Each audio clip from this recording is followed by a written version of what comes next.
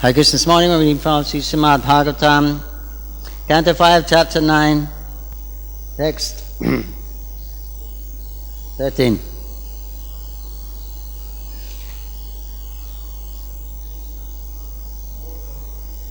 And 14. We do 14. Om Namo Bhagavate Vasudevaya. Om Namo Bhagavate Vasudevaya. Om Namo Bhagavate Vasudevaya.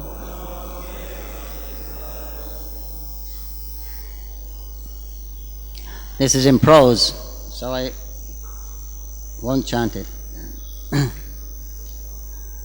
So I'll just read the translation to 13, and there's no purport, we'll read also 14.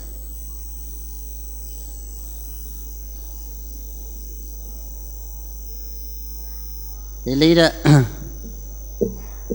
leader of the dacoits captured a man animal for sacrifice, but he escaped, and the leader ordered his followers to find him. They ran in different directions but could not find him.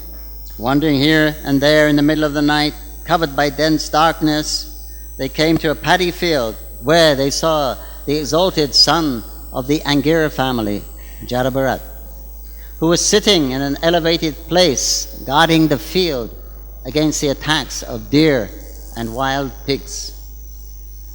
Text 14.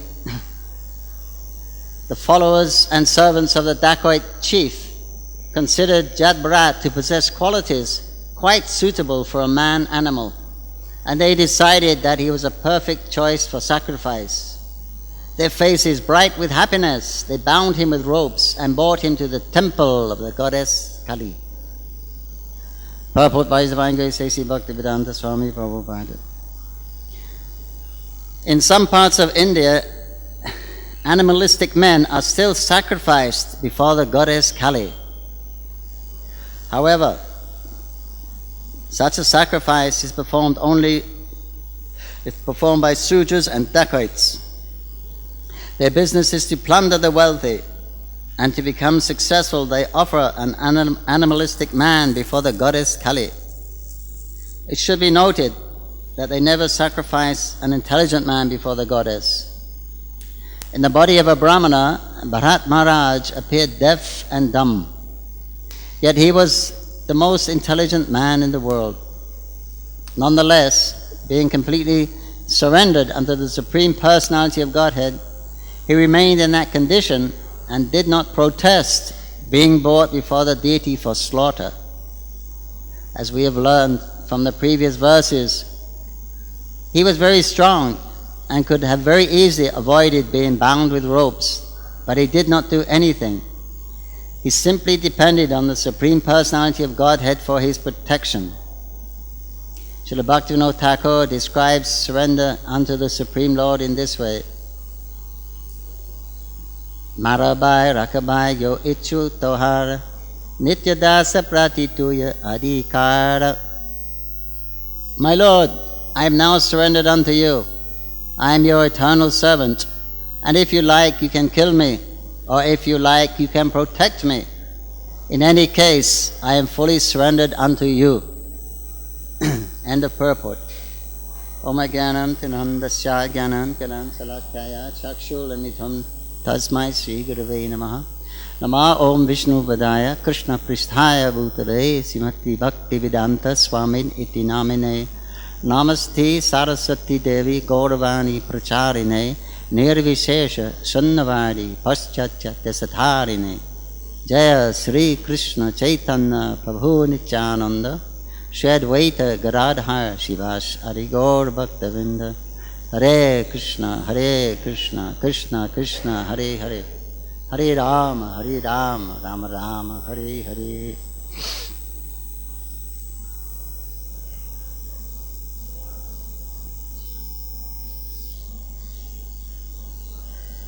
Translations again.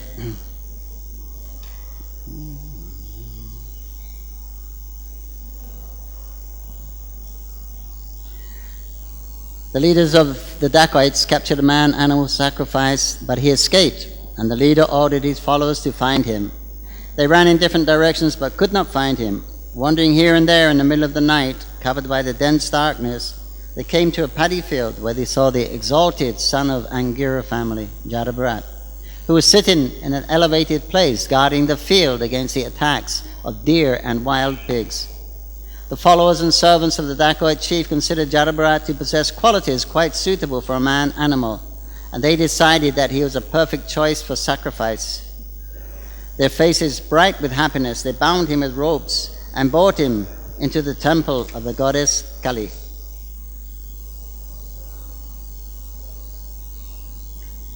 This chapter is entitled The Supreme Character of Jadabharat. We heard previously that he was acting like a very foolish person. The Prabhu says he was the most intelligent person in the world because he was self-realized. Says that there are two people that are happy in this world. There is a fool, Pagala, and there is a self-realized person. Everyone else is struggling, right? You struggling? So self-realized or Pagal, then you'll be happy in life. Because actually life is not meant for happiness. Human life. Creation is meant for happiness. Right? The Lord expands for His pleasure. He expands in it for His pleasure.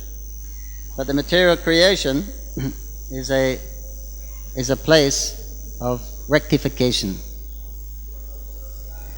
Only the bad guys come here. Hare Krishna brothers. So only all the miscreants, they come here. all those that are envious of Krishna. Envious of Krishna means when I used to be accused of being envious of Krishna, you're just envious of Krishna. I am not envious of Krishna. I like Krishna. I think he's a good person, very good man, Krishna. He's a supreme enjoyer. I don't mind. Let him enjoy millions of gopis. I just want little enjoyment. I'm not envious of him. Let him. But actually, everything and everyone is meant for Krishna's enjoyment. Everyone is meant to be assisting Krishna in his enjoyment. He's the actual real enjoyer. And when the living entity is engaged in assisting Krishna in his enjoyment, that is his perfection. That is his constitutional position. So that's the highest happiness that one can achieve. Because you're you're in contact with the reservoir of pleasure. Unlimited pleasure. Krishna is unlimited. Rasaraj. He's always enjoying unlimited pleasure. So if you contact the unlimited pleasure, that's the greatest pleasure. But we're thinking we can squeeze some pleasure from these material bodies. So our endeavor for happiness is actually covering our real happiness. But we don't see that. We're so foolish. We're so covered, so conditioned.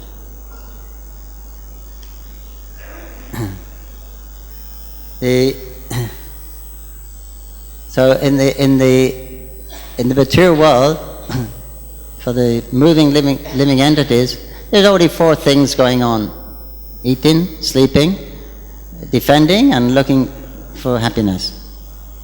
That's it.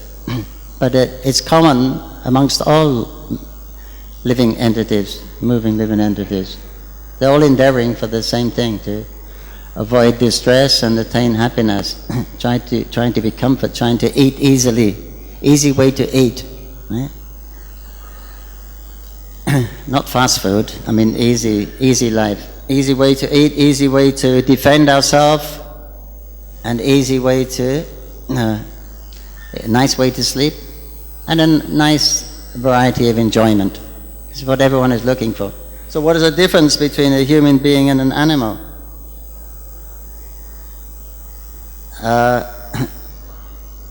The difference is tapasya. The animals, they cannot perform tapasya. The human beings, they can perform tapasya. Here, Jadabharat, he's performing tapasya. Of course, he self-realized, but before he was performing this tapasya of playing like a foolish person, a madman, because he's self-realized. He knows how dangerous this material energy is. He was on the platform of Bhava previously as a king, and due to neglect, due to a little inattentiveness, he became a deer in his next life. But by Krishna's mercy, he could remember those things. And so this life he wasn't going to entertain anything in the material world. He wasn't going to be allured by anything, any kind of happiness or any kind of threat. He was just going to be disinterested. Of course, as Prabhupada said, you cannot imitate this. Only when you have something positive to be fixed on, you can be indifferent to the demands of the material energy. When there's a fearful situation, you have to address it, right? When there's a situation where you can really enjoy, you feel the need to address it is there. It's very difficult to overcome these urges. But Jabharat was determined that he wasn't going to become involved because he's remembering his past experience. If we had that good fortune of remembering our past life, we'd be really serious also. It'd be very serious. So that's what it takes, seriousness. We're not really sure. We don't really have that much faith in the scripture, that enough faith that we can actually just completely say no to the material energy. We don't have that much faith, you see, because we still have faith in the material energy. We still have faith that there's some happiness, there's some comfort, right? We still have that faith, and we won't let it go because we have experience. There is some happiness, there is some comfort, some comfortable situation, little bit, but it's something's better than nothing.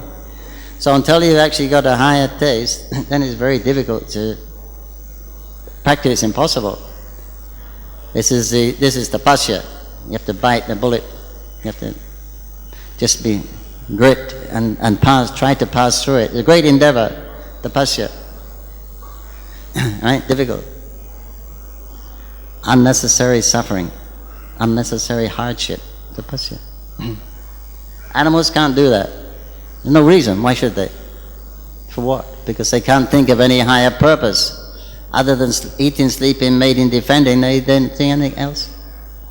Their intelligence doesn't go beyond those four activities.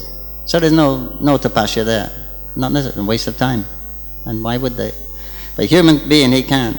So that tapasya will give you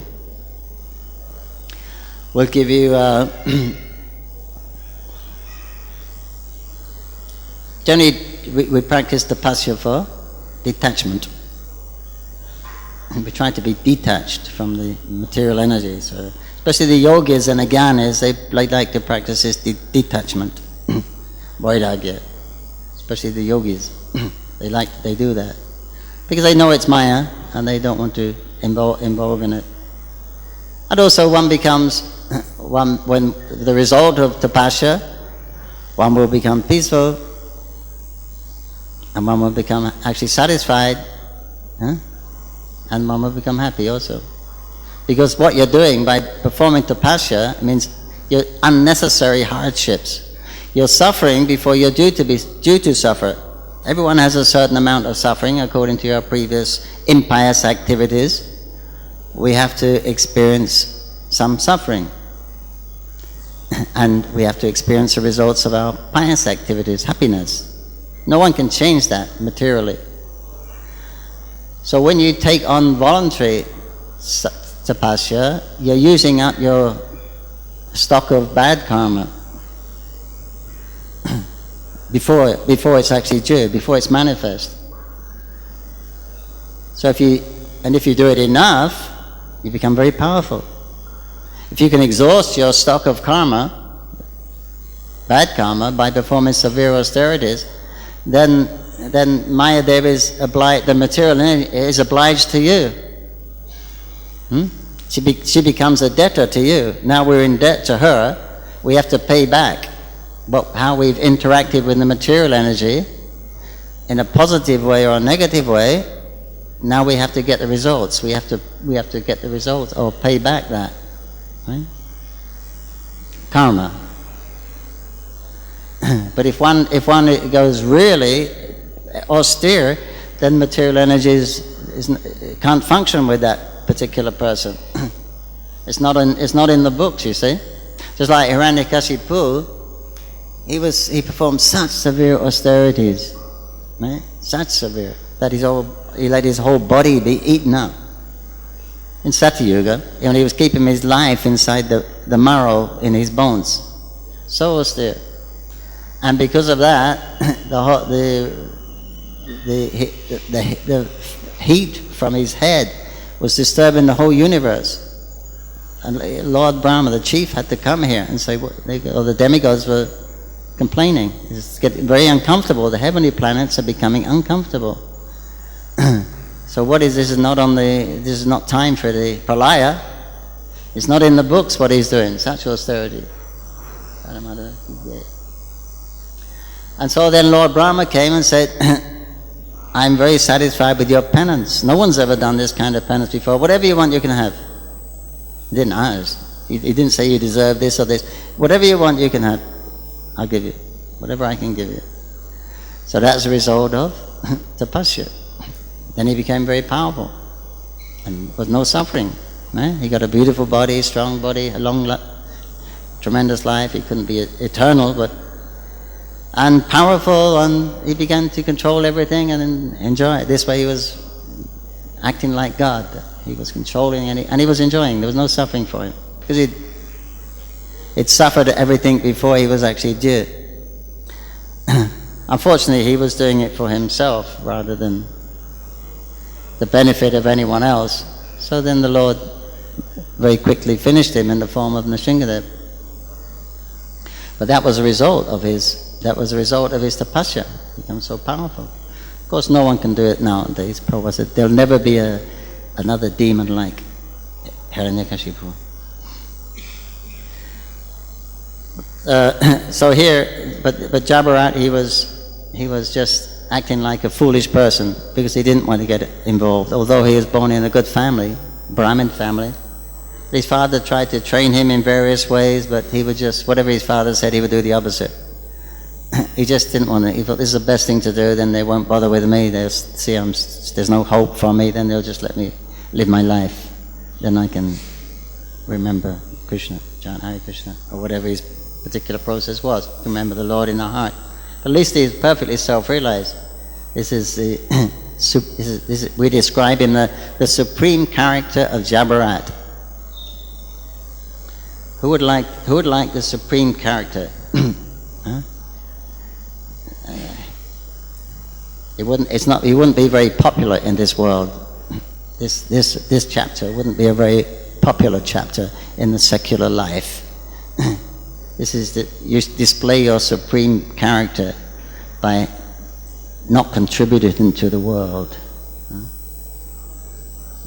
Right? No carbon footprint is Jabarat leaving. Therefore, he's the exalted character. But you wouldn't be very well looked upon. Nobody would like to be this kind of character. Nobody would do it.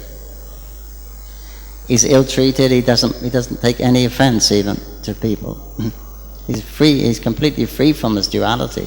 He's self-realized. He knows the Atma has nothing to do with this material energy.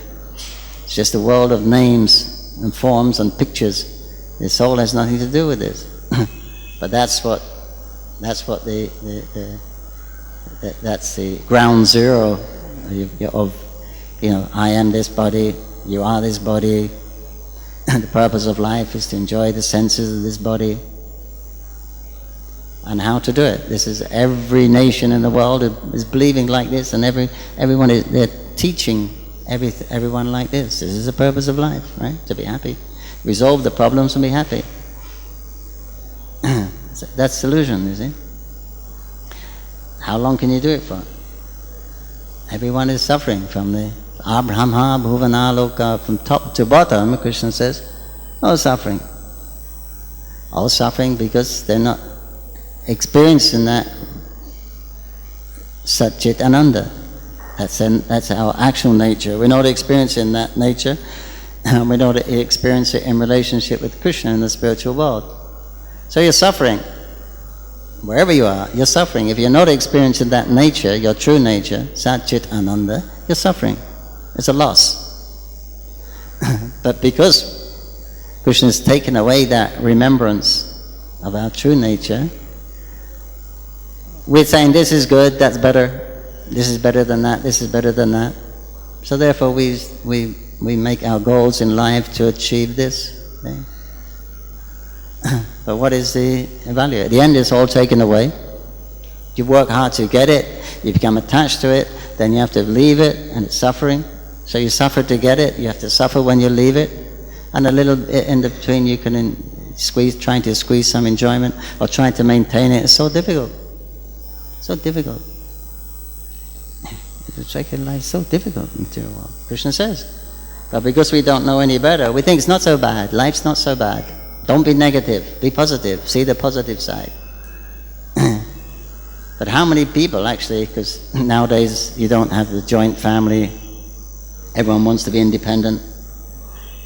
And most people don't even own their own house, right? How many of you, of course you're all renounced here, but how many of you actually own your own house and it's fully paid for here? Not many. See? It's only a few cutters of land and some bricks and some glass.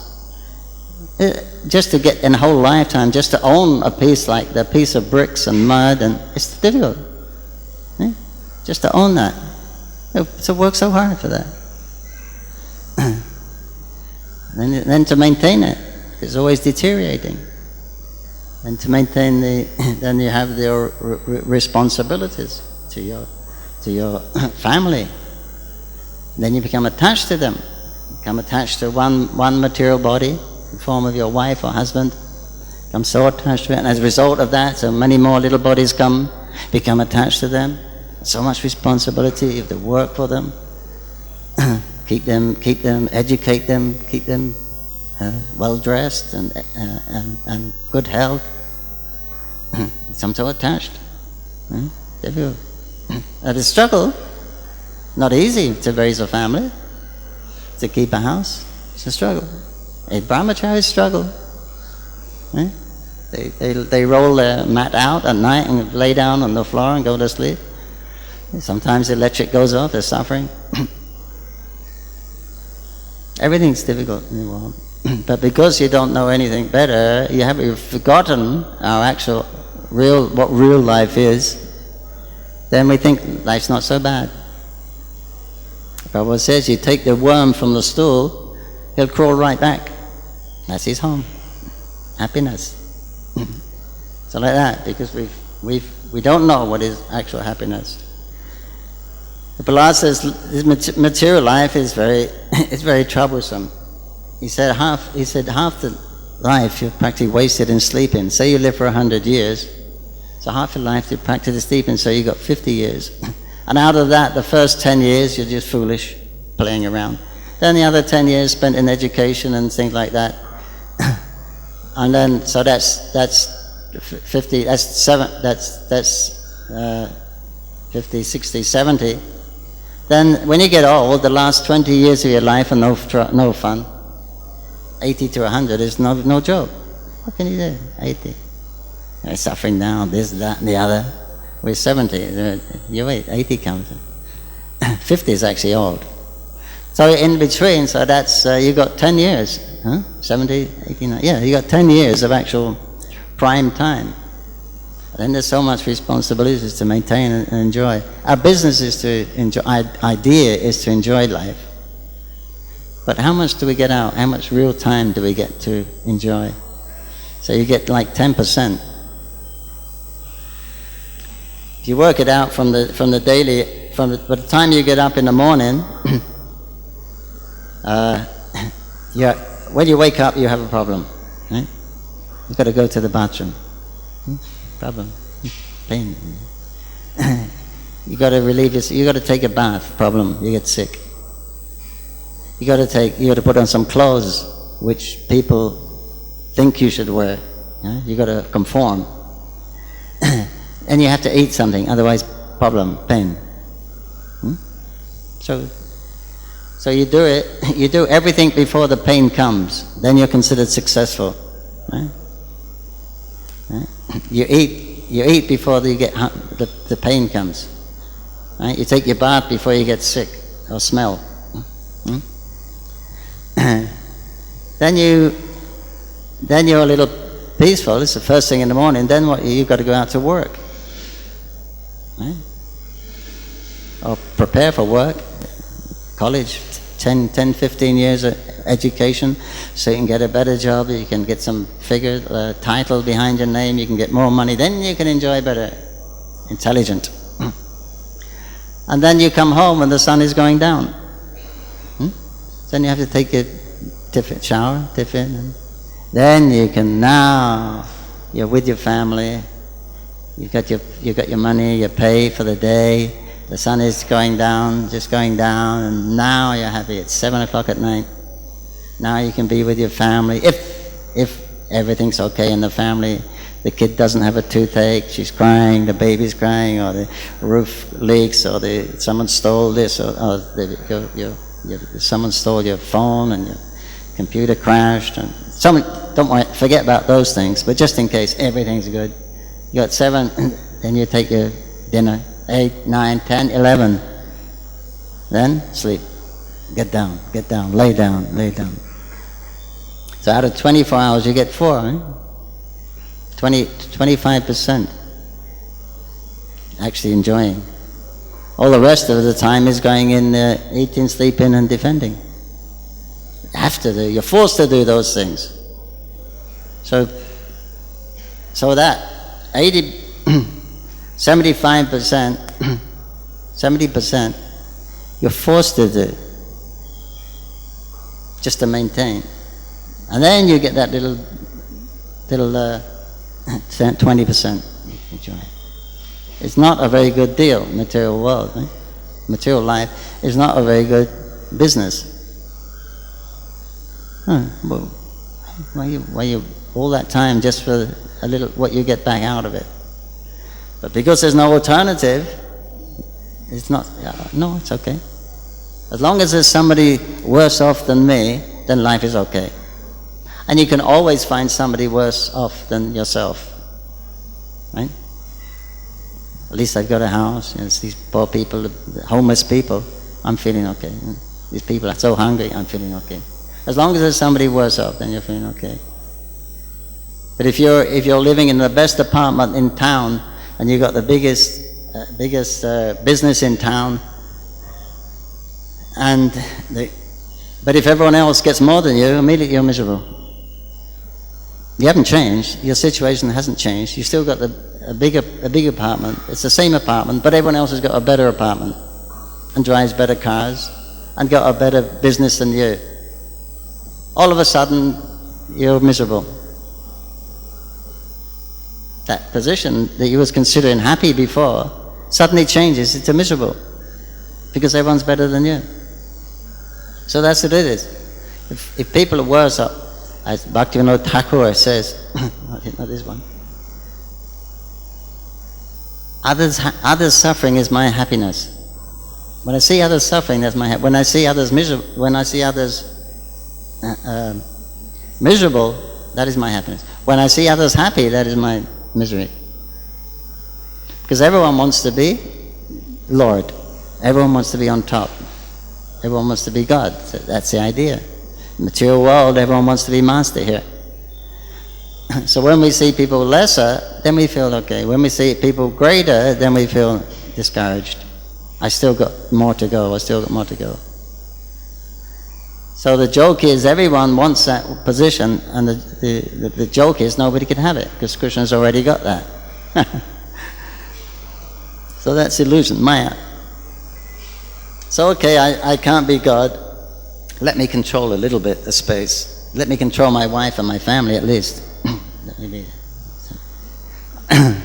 And he's thinking like that. There's some control here. And the wife, she knows my husband thinks I'm under his control, but actually he's doing exactly what I want. So she's feeling the same way. I'm okay. And the children just look at the parents as order suppliers, right? Nice people, order suppliers, some comfort, some safety. When I get a problem, I just cry, they bring me. Till what? Harry Lord. So, unless there's an alternative, what can you do? You got to carry on. You just got to keep on pushing through. There's no alternative, right? So this is the alternative that the Srimad Bhagavatam is given. It's for the Paramahamsas, like Jarabarat. Only he's an exceptional case. You can't imitate Jarabarat. He's completely aloof from his bodily identification. But all these other people in the material world, here we're discussing the character of the highest people and the character of the lowest people. These dacoits, they're civilized people in a sense. That they're religious, at least. They're not outcast. They're not. They have a sense of religion. So that means they're within the society, Sudra, but by their whatever association or by birth in that particular family, they're dacoits. They don't value life very much. They're completely on the early platform of consciousness. Consciousness is Anamai, first platform. Food, animal consciousness. Food is the main thing. And the law of the jungle, who's strongest gets. Anamai, pranamai, you're recognizing other life. If we cooperate, we can get food easier, we can live easier. Pranamai. Then, was it Gyanamai? Arts, religion, philosophy, something, you're peaceful.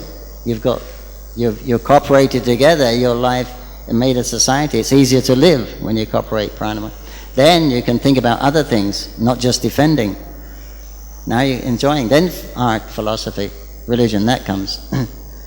And then practicing that, then Jnanamoy, Vijnanamoy, realization, very high level of consciousness. Then the perfection, Anandamoy. You're actually situated in your self-realization. So there you got the two extremes here. Jarabarat, he was on the topmost platform, Paramahamsa. And these people were on the lowest platform, Anamai. And so they were very happy to capture this person because he's acting like a fool. He's not, and he's just going along with them. This is the test of your realization. They captured him, but we're going to sacrifice this person before Kali. They take him away, and he's not resisting. He's not attempting to get away because he's understanding. I'm not going to suffer any more than I'm due. I'm not going to enjoy any more than I do. Whatever endeavor I make, it won't affect that. Everything is dependent on karma, which is dependent on the Lord. He's self-realized. If they kill me, then what? If they take this body, I'll get another one, and I'll experience happiness and distress in that body. This is how he's actually thinking. He's thinking on the transcendental platform, the platform of the soul. He's actually perfectly self-realized, so he's not even resisting. That's the test. You can't imitate that, right? We can do that, right? Life is very dear to us. This body is very dear to us. You see, the body is dear to us because the soul is inside. The soul is very dear. The soul is attractive. Because when the soul leaves the body, immediately you burn the body the same day. Nobody's interested in that body. When you're crying with your beloved one, you have to burn the body the same day, same night. It's not attractive anymore. The life is gone. And the soul is attractive because it's a part of Krishna. Krishna is all attractive. So that's the attractive thing. So that's the real thing you want. But we're spending all our time, our whole day, for the body. I'm struggling so hard. 75% working just to enjoy this 25% of something we're not. And when you analyze the body, what is it? Blood, bones, stool, mucus, urine, pus, hairs, fingernails. Horrible. Only because it's covered with this latex bag, skin. If it's no skin, if you touch any of those things, you have to do Achaman, right? You got to purify yourself. If there's no skin, you touch it. Blood, bones, stool, urine, pus, mucus, hair. You should bath after touching those things. But because it's packed nicely, then, it's very attractive. So it's full of horrible substances. But still, it's so nice, we like to squeeze. It feels so nice, right? But if only because it's packaged nicely.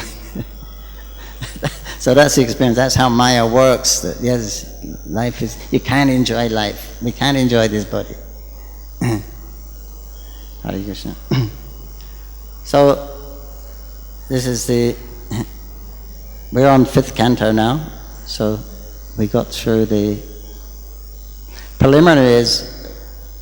Now you're on the platform of self-realization by this time for the canto. Creative impetus, Raja Gun. So you get, as the Bhagavatam progresses, and gradually your consciousness should progress by regularly hearing the Bhagavatam daily. Prabhu said after a careful study of the first 9 cantos, if you hear, then you'll become self-realized. And then you can actually appreciate the 10th canto, which is talking about the spiritual world, spiritual activity, Krishna and his pastimes. Then you can actually relish that. Otherwise, without realization, then they're nice stories, right? Krishna's really good. But with realization, then there's actually relish, taste, rasa. Jai Sri Sintai God, Krishna Bhagavan, Paramanaham, Singhadev Bhagavan Ki Jai. So that's what we want. We want to come to this platform of for the devotees, we become indifferent. We should become indifferent to Maya, in as much as we're not trying to enjoy Maya, and we're not trying to become free from Maya. Prabhupada says you're not trying to enjoy the body, and you're not trying to become free from the body. Because where's Krishna? Krishna's not there, you see. So the focus of the practicing karma yoga is to enjoy the senses. And the focus of the yogis and the jnanis is to become detached. So they're both focused on the body, they're both focused on Maya. So they're two sides of the same coin, it's the same thing. If you want to enjoy it or you want to control it, it's the same thing. Where's Krishna in that? No, we're the eternal servants of Krishna. We're not the enjoyers of Maya, and we're not the controllers of Maya. That's illusion. So they're both illusory. The processes, the goals are both illusory. Because you cannot enjoy Maya, and you cannot control Maya. So the devotee, he just switches to Krishna, and switches to devotional service. That's the real alternative. Whereas when they become perfect by following the processes of karma, jnana, yoga, then what do you do when you're liberated? The purpose is to become free from the modes of material nature. So when you become free from the modes of material nature, you've got your liberation. Now what do you do? What do you do? Answer. What are you going to do? Lord Brahma will come and sprinkle you all with his kamandalu. Push!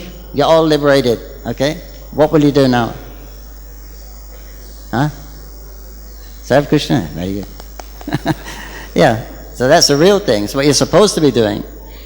So you don't have, in bhakti, in sadhana bhakti, we don't wait for liberation, we serve Krishna now. Liberation will come as a byproduct. But then we can really serve him. Then the taste comes, when there's some under the realization there, then there's actual taste, relish. Then that's the actual perfection. But in any case, we'll directly engage. The bhakti is direct path. These other paths are indirect. Because when you reach the perfection, then you give up that path and you take to surrender to Krishna. Vasudeva Savamiti. Then he surrenders. Wise man. After many, many births, surrenders. But we surrender in the beginning. We surrender to Krishna. And we get the results of karma and jnana anyway, because we still enjoy the material world.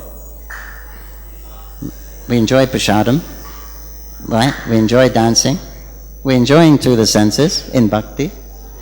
We're living like Krishna. We're enjoying with Krishna. That's what.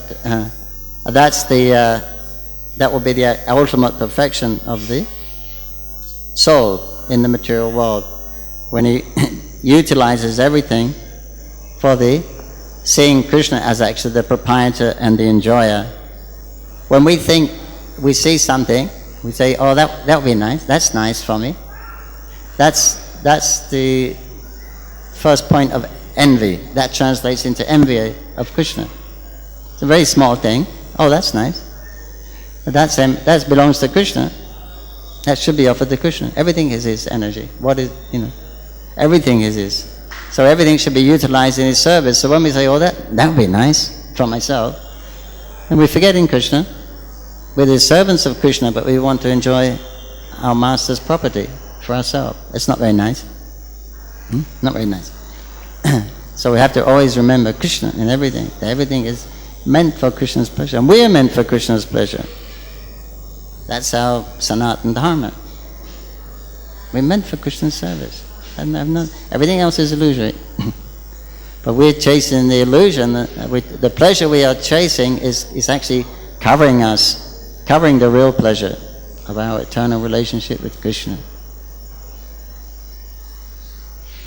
But by the grace of the devotees who have opened our eyes with the torchlight of knowledge and engaged us in devotional service, we can also take seriously to this practice of sadhana bhakti and hope and pray that the Lord will also bless us. We will have this. We'll actually be able to experience, pure unalloyed devotional service to Krishna's lotus feet by the grace of Krishna and Guru. Hare Krishna, Krishna Krishna, Hare Hare, Hare Rama, Rama Rama. Srimad Bhagavatam ki jai, Srila Prabhupada ki jai, Ujjain Bhaktavinda ki jai. Question or comment?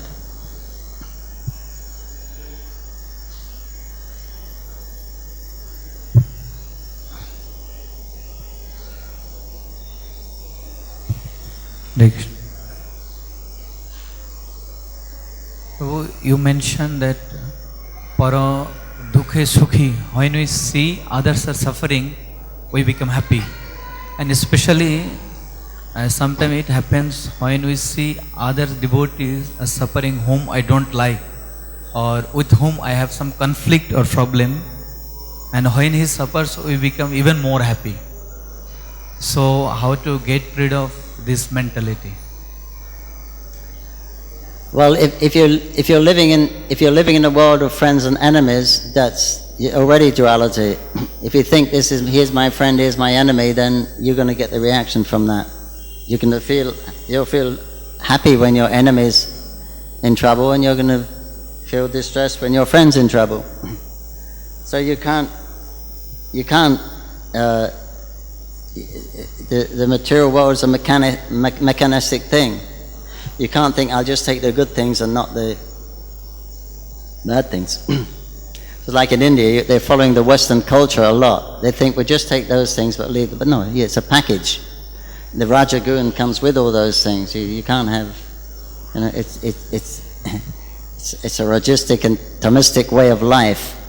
So if you think that we'll take the good things from it, all these gadgets and things like that, then, but no, it's a way of life there. So then you'll also have to have that. It's like unavoidable. But the problem is we're creating a duality. He's my friend. As we read previously, this I like and dislike. That's illusion. It's Maya. it's a mental speculation. Because there's no good and there's no bad. No one's good, no one's bad in the material world.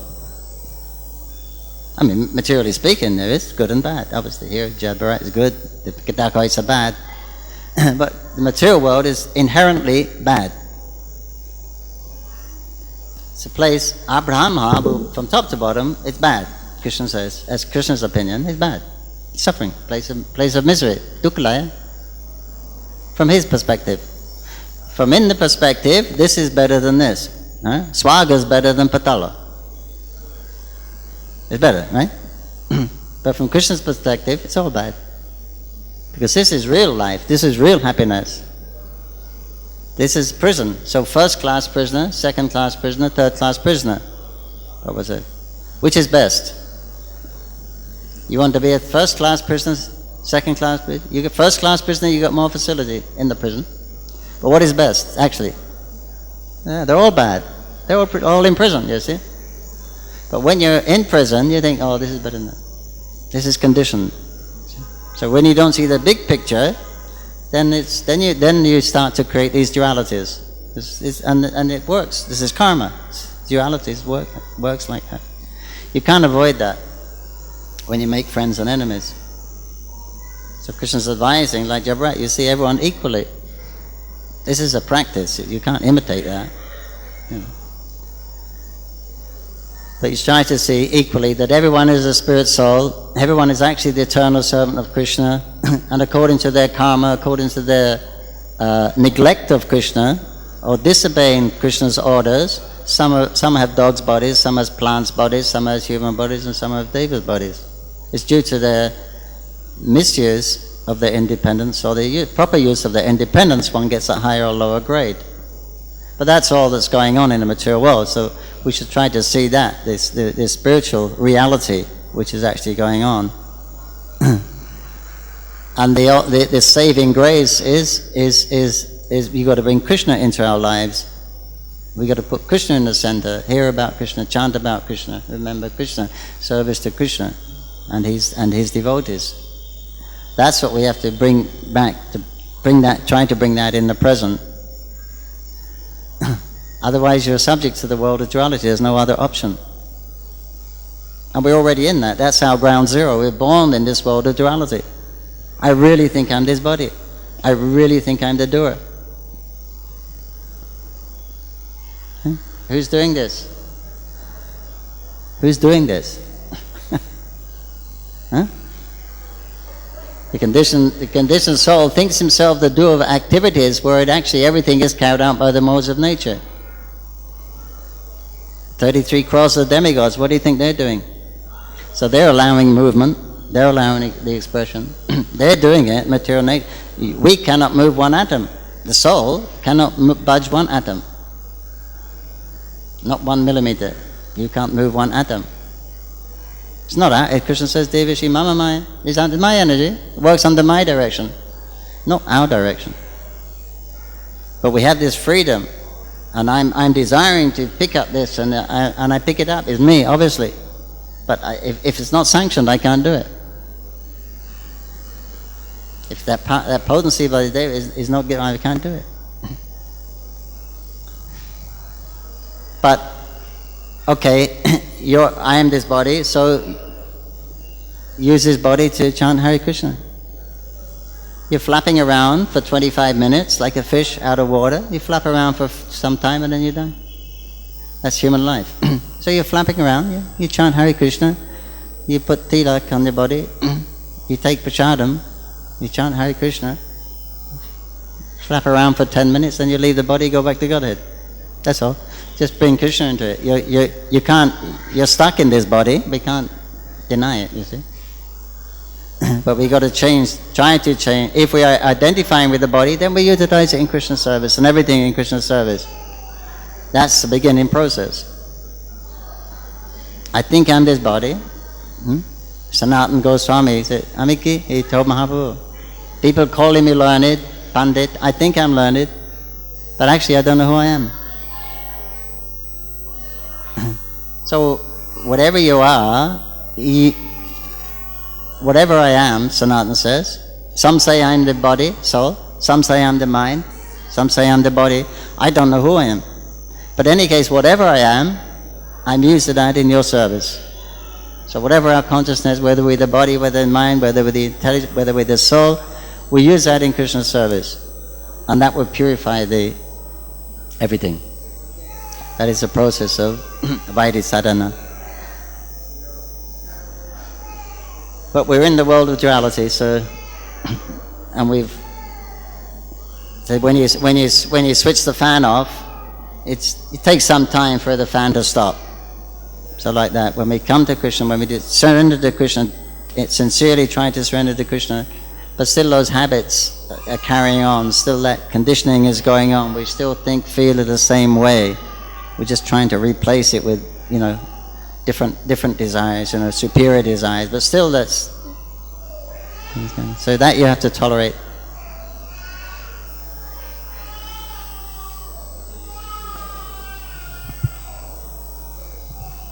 Hare Krishna Prabhuji. So you mentioned that actually we all know that this material world is not, it is a place of suffering. But at the same time, in Bhagavatam, 2nd canto, 2nd chapter and 27 number verse, there it is stating that na yatra shoko na yara na mrityu. The Shatya Loko, in Shatya Loka, Brahma Loka, there is no pain, no death, no anxiety. Could you please explain this?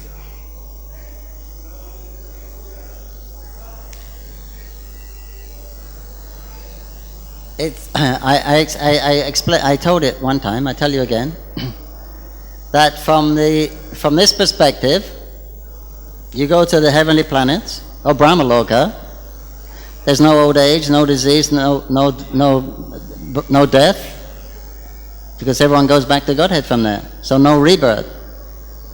So, because you're right on the edge of the material universe, you're touching the spiritual world, just across the Viroja. So that's fantastic compared with any other place. But when you go to the spiritual world,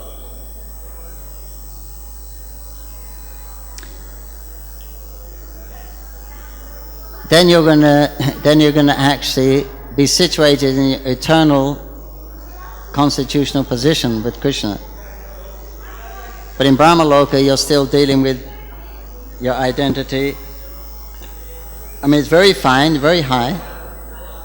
It's very close, but still, you're not experiencing that love and exchange. Of course, you take it to the topmost. You're not experiencing the different rasas with Krishna. But you're next to the spiritual world. You're practically next to Vaikuntha. They worship Lord Brahma as being non-different from Krishna practically. And Vishnu is on the planet also, the 1,000-headed Vishnu. He has a place on Brahma Loka, and Brahma goes to see him regularly. And then he gives instructions, and then he imparts those instructions for the creation, especially about bhakti. So it's very close, but it's not the real thing. So from Krishna's perspective, you're not having a relationship with me, a full relationship with me. So therefore you're suffering. You're not experiencing the fullness of what you could be experiencing. Even the residents of Goloka, they think the residents of Vaikuntha are not properly situated. Because they're not experienced the Supreme Personality of Godhead. That's only exhibited in Golok, Vrindavan. Only the bridge buses have that opportunity. So from Krishna's angular vision, he can say it's a place of suffering. Because generally they're above Mahaloka, then they're all transcendentalists. They're actually devotees and mostly, and they're transcendentalists at least. But unlike Swagaloka, Mahaloka, they have there's still some envy there, and they have fights occasionally. There's jealousy, and they have the fights with the demons occasionally. So it's troublesome, and they can't stay there. Although there's no old age or disease, they do have to leave when the garland starts to fade. That's it. When they see, oh, my garland's fading, Then they go, fall down. Immediately leave their body, then they're coming down, you take birth as a human being, if you from the heavenly planets. And they come down, and then they're attacked by subtle living entities in the intermediate planets. And there you're tortured, punished, and then you're crying, suffering so much, then you leave through a tear of the body. Your soul goes through a tear, and then you fall down as rain into the ground, and then you enter into a grain, and that grows up, and that's eaten by a man, and then you go down into the semen and inject it into the womb of a woman. Then you take birth again as a human being. So although there's no real suffering there, relatively speaking, you're subject to time. So from the spiritual vision, it's not a good deal. You're missing something. You're not experiencing your full Satchit Ananda Vigraha. So from that point of view, it's suffering. From here, it is fantastic. From here, it's fantastic. No work, right? Nice body, no sickness, fantastic. But from there, it's... So everyone's looking down on the other one and saying, look at those fools. The humans are laughing at us. Human beings, who want to be a human being? Smelly bodies, they live for 3 months. We only live according to them, we live for 3 months. And then they're wiggling around as babies because they don't have babies. They immediately have a child. The child grows up to a youth. No changing nappies, no crying, no, all those problems are not there. They're horrible, messy, and then they grow up, and then they're struggling so hard to do something, if they get education, then they're working so hard, and then they're finished. 3 months, it's all gone. Who would want to be a human being? Fools.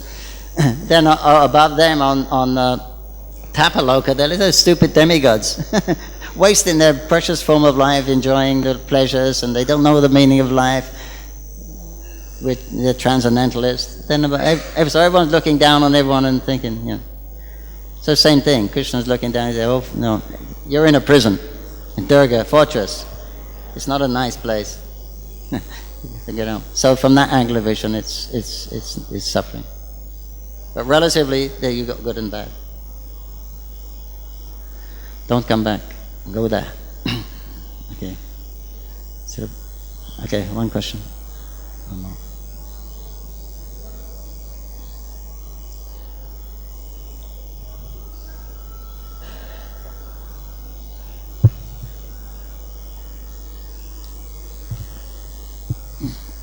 Hare Krishna Prabhuji, thank you very much for a wonderful class. You very nicely explained the nature of material world and material body, and you emphasized that we should come to the conclusion that we are not this body but spirit soul. But we, being conditioned soul, we every day hear this point and every day you forget and try to enjoy this material world also. So how should we become free from this tendency of enjoying and come to the point of becoming fixed up in service of Lord? How should we? Shavanam, Kirtanam, Vishnu Smaranam, Achanam, Vandanam. Take to these 9 devotional processes. There is no other way. You chant Hare Krishna. In Kali Yuga, there's no other process practically. I think I mentioned the other day, because we're called conditioned or diseased. The disease is we think we're the body, we think we're the enjoyer and the controller. That's the disease. And it's so deeply ingrained that we don't even want to give it up. Right? Even you heard this is, or even you know this is Maya, still you go for it. Some pleasure there. Still you say yes. Even if you know it's Maya, sometimes you say yes. That's our experience. You're addicted, you see. We've been doing that for billions of births. It's not suddenly you're going to, you hear something, that's it. You change your personality. No. It's a gradual transformation. Like milk, you mix some acids and then you have to wait for it to become yogurt. Takes process, transformation. Takes whole night. So you got to wait. We have an addiction understanding you're an addict hasn't resolved the problem. You're still an addict. We're still addicted to being the controller and the enjoyer. We still think this body is meant for my enjoyment. The senses are meant for my enjoyment. It's an addiction. It's a disease, you see. You take the medicine, sugar candy, right? You got jaundice, you take sugar candy, and the sugar candy even tastes bitter. You had jaundice? You had hepatitis? You take the mystery, actually tastes bitter, really bitter. I had it, I tried it. But you keep on taking, because that cures it. You keep on taking the mystery, and gradually it starts to become sweet. But it never was bitter. But when you got jaundice, it's bitter. That's your experience, it's bitter. That's your actual experience. So you believe it, it's bitter. It's not. You know it's not. It's sugar, but tasting is bitter, so tasting is believing. So like that, it's a transformation. So in the beginning, the practice, your spiritual practice may seem difficult, austere. You got to give up things that you wouldn't like to give up. You got to do things that you normally wouldn't like to do. So that's a prerequisite of accepting the spiritual master. You got expected to do these things. Human life is meant for tapasya. We think this body is meant for enjoyment. Human life is meant for tapasya. And that tapasya is chanting Hare Krishna for us. That's all. But we still enjoy. We take Mahaprasad. We still enjoy the senses. We see nice things. We dance with music. We do what everyone else likes to do. Mahaprabhu, he knows how fallen we are in Kali Yuga. He said usually he doesn't come in Kali Yuga avatar. He's called Triyugi. But occasionally, on the 28th millennium, the day of Brahma, Krishna thinks, I haven't given my prema for a long time. Let me go. And no one's qualified in Kali Yuga. No one's qualified. So we're hopeless cases. Usually there's no Yuga Dharma, Kali Yuga. So then they just wait, and then Kalki comes, kills everyone. All the non-devotees. No preaching. There's no brain substance. Where we grow this tall, right? At the end of Kali Yuga, people are 1 hand tall. There's no grains, there's no fruit, there's no milk, no sugar. What are you going to eat? It's not a good time. Very bad. Anyway, there's no brain substance. People are animalistic. So that's a terrible situation that it comes to. So then he kills and then starts Sati Yuga again. But it's so bad, but Mahaprabhu comes in it. And he says, these people are not qualified, and they can't become qualified. Because to be qualified, you've got to practice Varnashram. To be qualified for love of Krishna, you've got to come to the platform of Vasudeva, Brahmabhuta. You've got to become self-realized. But you can't follow. Gyan won't get you there in Kali Yuga. Yoga won't get you there. And other one? Gyan Yoga and Astanga Yoga and the other speculative yoga, Karma Yoga. They won't bring you to that platform in Kali Yuga. Right? You go and ask, see all these sadhus, hundreds of sadhus here, all the saints have come here, right? Ujjain. You go and find who the self-realized ones amongst them. Right? You may find a handful. But these are real McCoy, sadhus, renunciates. These are the best. You may find a handful. It's difficult, Kali Yuga. Nothing works, practically. So understanding that, Mahaprabhu said, I'm not considering qualification. Faith. If they have faith in this process, chanting Hare Krishna, that is enough. Otherwise, they can't become qualified. You chant Hare Krishna, and that will free you from. That will give you your liberation is immediate. In bhakti, it's a direct process. The activities of devotion are not karma. So that immediately you're situated on the liberated platform. We don't think we're liberated because we're not self-realized. That may come later. But factually, what is the material result of from this last couple of hours, right? We've been chanting Hare Krishna, dancing before the deity, worshipping Tulsi, hearing Bhagavatam. What is the material result? No material result, if we're focused, right? So no karma, right? So that's liberation. The whole morning you're liberated. We don't feel liberated, right? We just feel normal because we're not self-realized. But self-realization should come later with that. But still, factually, it's a platform of liberation. Imperceptible liberation, Prabhupada calls it. We're not putting on any karma. So that comes automatically. But we get the happiness, people in Kali Yuga, when you have a festival, what do? The secular people. There's music, right? There's something to eat, there's dancing, right? Happy times. Wedding, marriage, engagement, christening, all these things. Yeah? Music, dancing, and nice things. That's our program. This is what they like to do. Okay, I'll give a spiritual process: eating, chanting, and dancing. That's all. I'll give that. This is what they like to do best. On Saturday night, I'll give them this. They can do 4 o'clock in the morning. They start like this. We start with it. They work whole week for that, right? To go out on a Saturday night and do those things. And they take some intoxication and we take the holy name. Tasty wine of the holy name. So it's a very joyful process. Chanting, dancing, what's wrong with that? Then we have to do some work, some seva during the day, whatever. And so they can't do meditation, they can't do anything properly. So I'll give them only 3 words: Hare Krishna Rama.